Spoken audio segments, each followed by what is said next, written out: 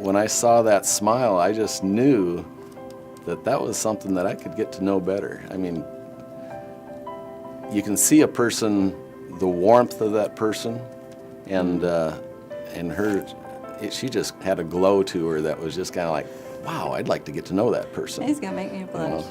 One day we were sitting in a dorm room with a bunch of guys just talking guy stuff, and Annette walked into the room, and she always lit up a room when she came in, and I remember at that point I told all the guys that I'm going to marry her.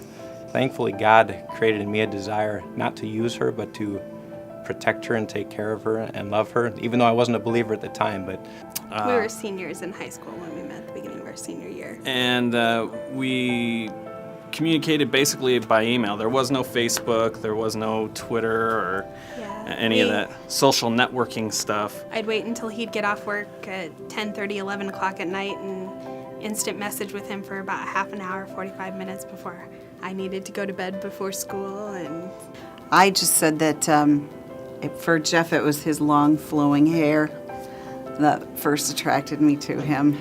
And for me, I guess the thing that stuck out the most in our first date was how much we laughed together and just had fun. And I first noticed her in Calculus 1. Lindy was taking it as an audit class, so just for fun. She was taking it for fun, which didn't really make sense to me. I was struggling to get through calculus, and she was just taking it for fun. And I just noticed that she was really pretty, sat in the front row, obviously smart.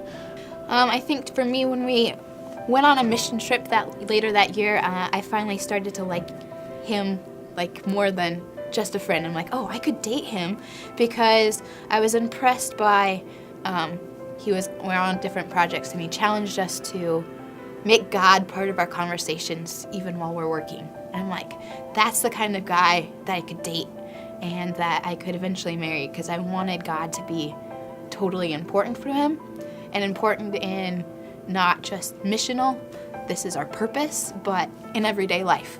And that's what he showed me that day, and it was really, really cool. So we met when we were 15 in band class. He played the clarinet. It's a manly instrument. So did I. I don't know how we got started talking, but... She was sitting next to me in band, and I was currently looking for a girlfriend. And it just clicked at that point. Yeah, kind of. We didn't start dating then. We would talk every single day online, and I would tell him about how awful my life was and about how sad it was being a really cute cheerleader. And then he would give me scripture, which was actually kind of cool. And looking back, that's pretty brave from a 15-year-old boy. And then came a point where Eric was going to decide if he wanted to date me or not. And he decided to instead date Carrie Carter. So that ended that. And the way he told me was by ignoring me for 5 years. One day after a basketball game, my dad said to me, "So what's going on with you and Marty?" And I said, and so we got home that night, and I walked her out to her car, and I said, "Well, my dad thinks we're dating, so I guess we are." And she said, "Okay," and got in the car and left. And that's how we started.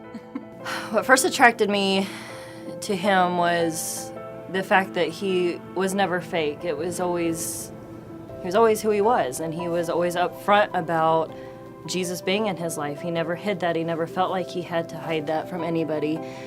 To me, that was a quality that I hadn't seen very much. I came from a divorced family, and this was huge for me to see that this is the way girls should be treated, and it just, I don't know, it was very attractive to me to see that from him.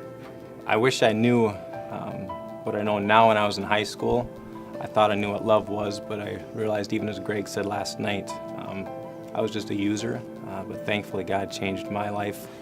We did get married, thankfully, and after we were married for a couple of years, we were expecting our first child, and God worked through that in so many other ways to cause me to realize I had a great responsibility and privilege to love her the way Christ loved us. But we also dealt with temptation in our relationship. I mean, obviously, we hugged and, as we went on, we dealt with that temptation of stuff getting a little more physical. We were kissing, and by the time we got to college, it kind of came to a head, and we realized that we were moving way too fast. The world does not promote good Christian values and a marriage between a man and a woman for a lifelong time. I mean, it just doesn't say this is what you should do anymore. Your commitment to each other lasts longer if you have a stronger commitment to Christ than you do even to each other. And a lot of praying together, especially in the hard times, but other times too, just praying together and staying close to God is what keeps our marriage together. I mean, it forms you because God is intending us to follow Him. And when you follow Him, He makes everything, your marriage, everything a lot better. We still have problems, but you deal with them a lot differently. As an individual, whether or not you are in a relationship or want to be in one right now, Christ needs to be your center of your life, in your heart. Because if it's not, then you can't enter a relationship and expect it to be if you don't already have that foundation. So whether or not you're in a relationship, on your own time, work on your relationship with the Lord. He is your number one.